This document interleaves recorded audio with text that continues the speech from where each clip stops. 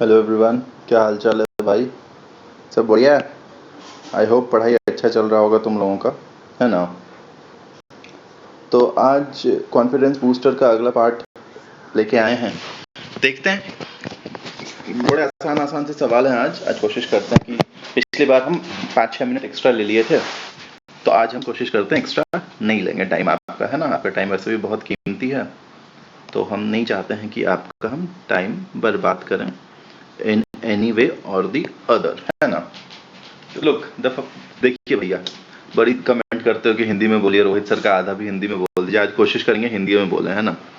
कह रहा है the gas which has maximum percentage in the composition of air. बड़ी आसान सवाल है, इसको ज्योग्राफी का सवाल बोलो, साइंस का सवाल बोलो, किसी में भी बोल दो। एयर का मेजर हम गैस लिख रहे हैं, major gases present in air, जो कॉन्स्टिट्यूएंट है। तो सबसे ज्यादा क्या होता है आपको पता है? नाइट्रोजन। दूसरा क्या होता है? ऑक्सीजन। तीसरा सबसे इंपॉर्टेंट हम ये बताना चाह रहे थे, तीसरा क्या होता है? आर्गन। रिमेंबर दिस कि थर्ड कॉन्स्टिट्यूएंट जो लार्जेस्ट है वो आर्गन है, एंड उसके बाद जो है वो कार्बन डाइऑक्साइड है। कितना है? मोटा मोटी परसेंटेज याद रख सकते हो तो रख लो, 78%, 21% है ना। बाकी देखिए रहो कितना बचा है। तो the answer to this question will be the gas which has maximum percentage in the composition of air is nitrogen हो जाएगा। इसका आंसर क्या है कि नाइट्रोजन सबसे ज्यादा परसेंटेज में है एयर के कॉम्पोजिशन में। बहुत बढ़िया सवाल है, बड़ा मजेदार सवाल है। देखो कह रहा है Turkey is in which continent. Turkey जो है आपको पता होना चाहिए, टर्की जो है एशिया और यूरोप दोनों का कंट्री में आता है। दोनों कॉन्टिनेंट में टर्की फॉल करता है। बट ठीक है, मेरा एम ये बताना नहीं था आपको, मेरा एम थोड़ा सा ये डिस्कस करना था आपके साथ, जो कि मैं अब करने वाला हूं। देखिएगा आप यहाँ पे थोड़ा ध्यान दीजिएगा, है ना?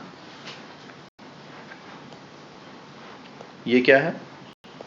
अभी तक आपको मेरा गंदा ड्राइंग से समझ में आ गया होगा, हम ऐसे ही ड्राइंग कर पाते हैं। ये है नॉर्थ अमेरिका, ये है साउथ अमेरिका, है ना? ये क्या हो जाएगा? अफ्रीका। यहां से आपको गल्फ कंट्रीज, इंडिया, और ये आपको यहाँ पे कहीं ऑस्ट्रेलिया जैसा एक छोटा सा प्राणी बना देते हैं, है ना? अब देखो भाई, हम क्या बताना चाह रहे हैं। ये है नॉर्थ पैसिफिक ओशन, ये है साउथ पैसिफिक ओशन, ठीक है? ये है नॉर्थ अटलांटिक ओशन, ये है साउथ अटलांटिक ओशन, ये है, यहाँ पे क्या हो जाएगा? ये है रेड सी, ठीक है? अफ्रीका के इस तरफ है मेडिटेरेनियन सी, ये है अफ्रीका। ये है इंडियन ओशन, इधर है ना? इधर बे ऑफ बंगाल हो जाएगा, इधर अरेबियन सी हो जाएगा, ठीक है? और इधर आपको पता ही है क्या हो जाएगा? South north Pacific. मतलब ये तो ग्लोब है ना, ये तो एक ही जगह कंबाइन हो जाएगा ना। ये वाला पार्ट और ये वाला पार्ट एक ही जगह कंबाइन हो जाएगा ना, गोल है ये। तो ये हो जाएगा नॉर्थ पैसिफिक ओशन अगेन और साउथ पैसिफिक ओशन, ठीक है? आई होप ये चीज समझ में आया होगा आपको, है ना? क्योंकि ये गोल हो जाएगा तो ये गोल में मिल जाएगा एक दूसरे को। सॉरी भाई, कहोगे जी। अब यहाँ पे देखो, दो स्ट्रेट हम यहाँ बताना चाह रहे हैं। यहाँ एक और नीचे है तस्मानिया स्ट्रेट, पता नहीं इसमें आएगा कि नहीं, लेट मी सी डियर। हाँ आ जाएगा। यहाँ है Tasmania straight, sorry Tasmania country है, माफ कीजिएगा हमको। यहाँ पे एक तस्मानिया कंट्री है, यहाँ पे बैस स्ट्रेट, ठीक है? और एक ऊपर में पापुआ न्यू गिनिया के साथ एक इसका स्ट्रेट है, टॉरस स्ट्रेट नाम है उसका, ठीक है? Taurus straight. जब आप यूरोप पढ़ोगे तो यूरोप में आपको एक स्ट्रेट पढ़ना होगा, स्ट्रेट ऑफ जिब्राल्टर, ठीक है? ये बताइएगा आप कौन कौन से दो कंट्री के बीच में है। और एक स्ट्रेट अभी हम आपको पढ़ाएंगे, बॉस्पोरस स्ट्रेट, वो देख लीजिएगा। अभी हम बता रहे हैं आपको टर्की के साथ उसका हम आपको जिक्र करते हैं। अब देखो भाई, टर्की हम बना रहे हैं, देखना। सॉरी डियर, आ जाओ बंधु। ड्राइंग गंदा होगा बट तुम समझ जाना कि हम कन्वे क्या करना चाह रहे हैं, है ना? ये है टर्की आपका। ये वाला जो पोर्शन है ये आता है यूरोप में। रफ बना रहे हैं, ज्यादा हमको पकड़ के तुम कहानी नहीं सुनाने लगना। और ये वाला पोर्शन आता है एशिया में। जो इस्तांबुल कंट्री है ना, वो इस पोर्शन में फॉल करता है। अब तुम देखो, इंपॉर्टेंट चीज देखो, ब्लैक सी यहाँ है, ठीक है, नॉर्थ ऑफ टर्की। यहाँ पे मेडिटेरेनियन सी है, यहाँ पे एक सी है, सी ऑफ मरमरा, और यहाँ पे एक स्ट्रेट है जिसको हम कहते हैं बॉस्फोरस स्ट्रेट।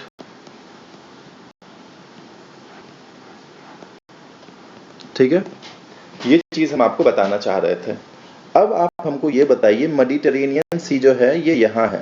जब आप इसको वर्ल्ड मैप पे देखेंगे तो ये एरिया जो है, टर्की वाला एरिया, ये जो टर्की वाला एरिया है, ये कहाँ फॉल कर रहा होगा? अगर आप वर्ल्ड मैप की बात करें तो ये समवेयर यहाँ फॉल कर रहा होगा, समझ रहे? मेडिटेरेनियन सी यहाँ है, यहाँ पे ब्लैक सी होगा, यहाँ पे सी ऑफ मरमरा आ रहा होगा कहीं। आई होप आपको ये चीज समझ में आ रहा होगा, इसलिए हम ये पूरा वर्ल्ड मैप बना के आपको बताए हैं। ठीक है, अब देखो, ये भी बड़ा प्यारा सवाल है, इससे भी हम आपको कुछ चीजें कन्वे करना चाह रहे हैं। क्वेश्चन पूछ रहा था, temperature of any area depends on, किसी जगह का टेम्परेचर, मान लो जैसे हम दिल्ली में बैठे हैं तो दिल्ली का टेम्परेचर किस चीज पे डिपेंड करता होगा? या फिर हो सकता है दिल्ली का टेम्परेचर इन सब में से किसी एक चीज पे डिपेंड करता हो सकता है कटिहार में जब हम जाएं तो कटिहार का टेम्परेचर किसी और चीज पे डिपेंड करता हो, जब हम चेन्नई में रहें तो चेन्नई का टेम्परेचर किसी और चीज पे डिपेंड करता हो, जब हम दार्जिलिंग जाएं तो दार्जिलिंग का टेम्परेचर किसी और चीज पे डिपेंड करता है ना। तो ये कह रहा है किसी भी एरिया का टेम्परेचर किस किस चीज पे डिपेंड करता है। तो सबसे पहले तो हम तुमको बताते हैं, क्या जो कटिहार का टेम्परेचर है वही दार्जिलिंग का टेम्परेचर होगा क्या? नहीं। क्यों? क्योंकि कटिहार प्लेन एरिया है और दार्जिलिंग जो है हिल स्टेशन है। तो सबसे पहले तो एल्टीट्यूड पे डिपेंड करता है, इसमें कोई गेस करने की बात नहीं है। और रोहित भाई ने एक चीज आपको बहुत चिल्ला चिल्ला के पढ़ाया है, जब आपको वो लैप्स रेट और वो सब ट्रोपोस्फेयर, मेसोस्फेयर, एक्सोस्फेयर ये सब पढ़ा रहे थे, तो उन्होंने जब पढ़ाया होगा, ये पोल है, ये इक्वेटर है, यहाँ पे 8 किलोमीटर का होता है ट्रोपोपॉज, यहाँ पे 18 किलोमीटर का होता है ट्रोपोपॉज, ये कहते हैं ट्रोपोपॉज। नॉर्मल लैप्स रेट की बात उन्होंने की होगी, 1 डिग्री पर 165 मीटर, है ना? याद रखिएगा इस फिगर को, कभी कभी सीधे परीक्षा में ये पूछ लेता है। अब देखो, ये तो हो गया। अब कह रहा लैटिट्यूड पे डिपेंड करेगा क्या? तो तुम हमको बताओ, सीधा सीधा हम बहुत आसान शब्द में कह रहे हैं, ये सन है, ये अर्थ है, ये इक्वेटर है, ये ट्रॉपिक ऑफ कैंसर है, ये ट्रॉपिक ऑफ कैप्रिकॉर्न है। इक्वेटर पे सन रेज कैसा होगा? वर्टिकल। और जैसे जैसे इधर जाता जाएगा सन रे होता वर्टिकल से इंक्लिनेशन पे होता जाएगा, तो यहाँ पे गर्मी ज्यादा पड़ेगा, यहाँ पे गर्मी कम पड़ेगा। तो लैटिट्यूड पे भी तो डिपेंड कर ये रहा है, तो मतलब ये भी इसका आंसर हो जाएगा, है ना? एक सेकंड भाई, हाँ चलो ये बंद हो गया, ठीक है। अब देखो अगला चीज क्या कह रहा है, विंड डायरेक्शन पे डिपेंड करेगा क्या? तो विंड डायरेक्शन देखो भाई, बता देते हैं, जिन जिन बंधों को नहीं पता है, 0 से ऑलमोस्ट 30 डिग्री के आसपास, बहुत रफली हम लिख रहे हैं, ट्रेड विंड चलता है ना, और 30 से 60 डिग्री के आसपास कौन सा चलता है? वेस्टर्लीज। तो ये विंड भी जो है टेम्परेचर को डिटरमाइन करती हैं। आई होप ये चीज आपको पता हो, नहीं है तो जान लीजिए, ठीक है। मैं इस चीज को बताने में ज्यादा इंटरेस्टेड हूं आपको, क्योंकि ये आपके प्रीलिम्स पॉइंट ऑफ व्यू से काफी इंपॉर्टेंट है। देखिए क्या हम कह रहे हैं, कह रहा है सरफेस और नेचर ऑफ सरफेस। इसका क्या मतलब है? मान लो किसी जगह पे बड़ी पेड़ है, यहाँ काफी गाछ है इस जगह पे, और इस जगह पे कोई गाछ नहीं है, खाली ब्लैक सॉइल है, ठीक है। और एक जगह बड़ी आइस है, उस जगह काफी आइस है।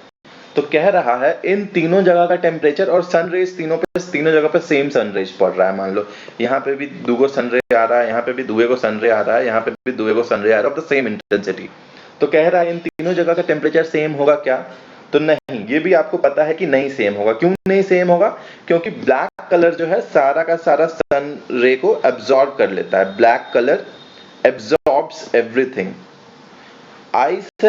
आइस मोर और लेस वाइट होगा तो सारा का सारा रिफ्लेक्ट कर देगा, ये कोई भी रिफ्लेक्ट नहीं करेगा। और गाछ है, गाछ में मान लो दुगो रे आया तो एगो रिफ्लेक्ट करेगा, है ना। आइस है, आइस में दुगो रे आया, दोनों रिफ्लेक्ट कर दिया। ये मतलब आइस कुछ एब्जॉर्ब नहीं करता, एब्जॉर्प्शन हो जाएगा 0। ब्लैक सॉइल में दुगो रे आया, दोनों एब्जॉर्ब कर दिया, इसका एब्जॉर्प्शन हो जाएगा 1। गाछ वृक्ष में है, गाछ वृक्ष में क्या हो जाएगा, दूगो रे आया, एगो एब्जॉर्ब कर दिया, एगो भेज दिया, मतलब इसका एब्जॉर्प्शन 0.5। इसी चीज को हम लोग अल्बेडो के नाम से कहते हैं।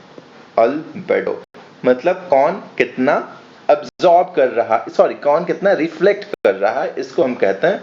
आसान भाषा में हम आपको ये समझाते हैं, जो जितना ज्यादा रिफ्लेक्ट करेगा उसका अल्बेडो उतना होगा। तो सबसे ज्यादा अल्बेडो किसका हो जाएगा, मैक्सिमम 1, मिनिमम 0। 1 अल्बेडो किसका होगा, आइस का। 0 किसका होगा, ब्लैक कलर का, है ना। यहाँ पे ब्लैक सॉइल लेके आपको समझाने का कोशिश किए हैं। आई होप ये चीज आपको समझ में आया होगा, नहीं आया तो कोई दिक्कत नहीं है। बड़ी आसान सवाल फिर से लाए हैं। कह रहा है an atom has 39 neutrons in its nucleus and its atomic number is 40। देखो भाई, एटॉमिक नंबर का क्या मतलब है, एटॉमिक नंबर का सीधा सीधा मतलब है नंबर ऑफ इलेक्ट्रॉन्स, और चूंकि एटम न्यूट्रल होता है वही क्या हो जाएगा, नंबर ऑफ प्रोटॉन्स। तो 40 इज इक्वल टू इसका number of electrons and that is equal to number of protons. और न्यूट्रॉन्स कितना दे रखा है, 39। न्यूक्लियस में क्या क्या होगा, न्यूट्रॉन प्लस प्रोटॉन। और आपको चिल्ला चिल्ला के हम बता चुके हैं कि वेट जो होता है इसी की वजह से होता है, मास जो होता है किसी भी एलिमेंट का इसी की वजह से होता है। तो मास क्या हो जाएगा, number of neutrons plus number of protons. Number of neutron कितना है 39, प्रोटॉन कितना है 40, 79 विल बी द आंसर। कुछ और नहीं बताएंगे क्योंकि बहुत सारा चीज इसमें हम आपको बता चुके हैं। बड़ी आसान सवाल है। कह रहा है stored food in plant is called, plant का स्टोर्ड फूड को क्या कहते हैं, ये पूछ रहा है हमसे। तो देख लो भाई, लिख रहे हैं स्टोर्ड फूड, ठीक है, या फिर इसको हम बोले रिजर्व्ड फूड, कहानी एक ही है। या तो ये होगा स्टार्च या ये होगा ग्लाइकोजन। स्टार्च जो होता है वो in the case of plant होता है, और ग्लाइकोजन जो होता है वो in the case of animal होता है। दोनों के दोनों क्या है, ये दोनों के दोनों क्या है, पॉलीसैकेराइड। पॉलीसैकेराइड क्या होता है, जो मोनोसैकेराइड्स में टूट जाए, पॉली, है ना। बहुत ज्यादा बायोलॉजी हमको आता नहीं है, हम बस आपको आपके एग्जाम में जो सवाल आए वो आपसे बन जाए, हमारा इतना ही एम रहता है, इससे ज्यादा कुछ नहीं। ट्रिप्सिन क्या है, ट्रिप्सिन अगर आपने डाइजेस्टिव सिस्टम पढ़ा है तो आपको पता होगा ट्रिप्सिन कहाँ पे सिक्रीट होता है, पेनक्रियाज में। किसको डाइजेशन में मदद करता है, प्रोटीन में। कहाँ पे डाइजेशन करता है ये प्रोटीन का, स्मॉल इंटेस्टाइन में, है ना। सिक्रीट होता है पेनक्रियाज में, लेकिन डाइजेशन कहाँ करता है उस प्रोटीन का, स्मॉल इंटेस्टाइन में। भिलाई क्या है, भिलाई जगह है, लेकिन ये वो भिलाई नहीं है, ये दूसरा भिलाई है। ये भिलाई वो है जब स्मॉल इंटेस्टाइन के इलियम में जब एब्जॉर्प्शन होता है तो वहां पे एक फिंगर लाइक स्ट्रक्चर होता है जिसको विलाई कहते हैं, है ना। किसमें मदद करता है ये, एब्जॉर्प्शन ऑफ फूड में, ठीक है। अगला सवाल देख लेते हैं। अब आसान आसान सवाल शुरू हो गया। एज पर Bihar budget, fiscal deficit of Bihar as percentage of GDP is 3.74%। Bihar budget की जब बात हो रही है तो ऑब्वियसली कौन सा बजट होगा, रिसेंट वाला। फिस्कल डेफिसिट का टारगेट क्या है, 3.47%। लेकिन ये सब फिगर हम आपको दिए हैं क्योंकि आपको ये सारे फिगर्स भी याद होने चाहिए। 7.84% क्या है, 7.84 आपको दिखे तो आपको चमकना चाहिए कि ये total forest cover of Bihar है in terms of its geographical area. 2.48% क्या है, आपको चमकना चाहिए, क्या है ये, ट्री कवर ऑफ बिहार है। 73.06% देख के आपको नहीं चमका होगा कि ये क्या है। 73.06% जो है ये आपका फ्लड प्रोन एरिया है, flood prone area in percentage of its, in percentage of geographical area, total geographical area का 73.06% जो है फ्लड प्रोन एरिया है बिहार में। 1 याक्टो इज इक्वल टू, ये हमने आपको पढ़ाया है, प्लैंक स्केल हमने आपको पढ़ाया है, उसमें हमने आपको बताया है 10 टू द पावर -12 जो होता है वो पीको होता है, सबको याद रहता है। 10 टू द पावर -9 जो होता है वो नैनो होता है। ऑब्वियसली ये मीटर की बात करें तो अगर मीटर लगाएंगे तो नैनोमीटर हो जाएगा, है ना। सीधा 10 टू द पावर -12 रहे तो पीको हो जाएगा, 10 टू द पावर -15 रहे तो फेम्टो हो जाता है, 10 टू द पावर माइनस 18 क्या होता है? 18 atto. 10 to the power minus 21 क्या होगा? Zepto. 10 to the power minus 24 क्या हो जाएगा? यक्टो। यक है, यक। ठीक है। हाँ, एक चीज़ और हम बताना चाह रहे थे, जो कि प्लैंक स्केल की बात हुई है, तो नॉर्मली प्लैंक कांस्टेंट भी हम एक चीज़ होता है जो हम पढ़ते हैं, और ये एक कांस्टेंट है जिसकी वैल्यू हमको याद होनी चाहिए। वैल्यू याद रहे नहीं रहे, इसका यूनिट याद नहीं रखोगे तो बड़ी दिक्कत हो जाएगा ज़िंदगी में, बड़ी मार देंगे, क्योंकि परीक्षा में ये सीधे पूछ लेता है। यूनिट क्या है? Joule second. जूल पर सेकेंड नहीं है, याद रखना। और 10 टू द पावर माइनस 34 के रेंज में है। ठीक है। PH value of saliva. Saliva का पीएच वैल्यू क्या होता है? सलाइवा जो होता है, हमेशा याद रखिएगा, स्लाइटली एसिडिक होता है। स्लाइटली, बहुत ज़्यादा एसिडिक नहीं होता है, स्लाइटली एसिडिक, एक ही ऑप्शन है। कुछ बच्चा अब हल्ला करेगा, सर 6.5 आप कभी बताते हैं, तो भाई ये 6.5 से 6.8 के रेंज में होता है, तो आप इसमें कोई भी वैल्यू टिक कर सकते हैं। मिल्क क्या होता है? मिल्क एसिडिक होता है या बेसिक होता है? बस इतना बता दो हमको, इतना बता दे मुझको। ठीक है। मिल्क जो है, मिल्क जो तुम जानते हो लैक्टिक एसिड होता है, एसिड है, एसिड, एसिडिक होगा, स्लाइटली एसिडिक। ठीक है। 6.7 या कुछ ऐसा ही होता है यार, नॉट टू श्योर। यूरिन का पीएच क्या होता है? यूरिन भी जो होता है वो भी एसिडिक होता है, 6 के रेंज में होता है। ठीक है। आई होप हम टाइम एक्सीड नहीं करेंगे आज। अगला सवाल देखो। The heavy metal pollutant fluoride if in excess can cause. क्यों लिए हैं ये सवाल? बांका के पानी में फ्लोराइड एक्सेस में मिला है। बांका के पानी में फ्लोराइड जो है वो एक्सेस में मिला है। याद करवा देते हैं फ्लोराइड से क्या होता है। जब फ्लोराइड क्या है? वाटर पोल्यूटेंट है, हैवी मेटल पोल्यूटेंट है। फ्लोराइड से जो नहीं भी जानता उसको पता है, टीथ डिफॉर्मिटी हो जाएगा। नॉक नी सिंड्रोम भी होता है, गूगल करके देखना नॉक नी सिंड्रोम किसको कहते हैं, है ना। ये दोनों चीजें होती हैं, तो आंसर हो जाएगा ई ड्यू टू मोर। ये भी होता है और ये भी होता है। अब चूंकि इतना हम बता ही दिए, तो हम तुमको एक और चीज बताना चाहेंगे। नाइट्रेट जब ज्यादा हो पानी में तो क्या होता है? ब्लू बेबी सिंड्रोम हो जाता है। ब्लू है पानी, पानी वाला कहानी हो जाएगा, ब्लू बेबी सिंड्रोम। ठीक है। जब मर्क्यूरी ज्यादा होगा तो क्या होगा? M for mercury, M for Minamata. जब कैडमियम ज्यादा होगा तो क्या होगा? Itai, itai. ठीक है। एकदम हम तुमको पढ़ा नहीं रहे हैं, ये मत सोचना कि हम तुमको पढ़ा रहे हैं, हम बस याद करा रहे हैं। जो इम्पोर्टेंट चीज़ है वो हम आपको बताने का कोशिश कर रहे हैं। अब जब बांका की बात आई तो एक और चीज़ हम बांका पे रश कर रहे थे, बट हम बता देते हैं। बांका में कौन सा मेटल्स मिलता है, कौन कौन से मिनरल्स, जब आप पढ़ते हो बिहार स्पेशल, तो बांका में कौन कौन से मिनरल्स मिलते हैं? लेड और जिंक। गया में क्या क्या मिलता है? माइका। लास्ट ईयर पूछा था, लास्ट मतलब कैंसिल्ड परीक्षा में पूछा था। रोहतास में आपको पता होना चाहिए, पाइराइट्स, है ना। लास्ट सवाल और मेरा प्यारा सवाल। एज पर economic survey of Bihar the lowest per capita income. Per capita income आपको पता है, चीख के बताए हैं, 50,555, 50 तोला। ठीक है। तो हाईएस्ट गैस करने का जरूरत नहीं है, पटना। 2 नंबर पे है बेगूसराय। ये है हाईएस्ट का कहानी। लोएस्ट का कहानी होगा शिवहर, 1 नंबर पे आएगा शिवहर, 2 नंबर पे आएगा अररिया। जब अररिया की बात आएगी तो एक चीज हमको जानना चाहिए, अररिया में प्रोडक्टिविटी ज्यादा होता है। अररिया में है मंकी पार्क, मौ से मंकी, मौ से मेज का प्रोडक्टिविटी ज्यादा होगा। जब बेगूसराय है, बेगूसराय 2nd नंबर पे तो है, लेकिन बेगूसराय बॉ से बैग किसको रखते हैं? वीट को। वीट की प्रोडक्टिविटी ज्यादा है। जहानाबाद में किसकी प्रोडक्टिविटी ज्यादा है? पल्सेस की प्रोडक्टिविटी सबसे ज्यादा है बिहार में।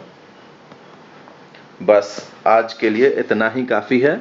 जो भाई को हिंदी हमारे से पिछले क्लास कक्षा में शिकायत थी, कमेंट करके बताना रोहित भाई से ज्यादा हिंदी बोले हैं कि नहीं आज, है ना। चलो बंधु, take care, all the best.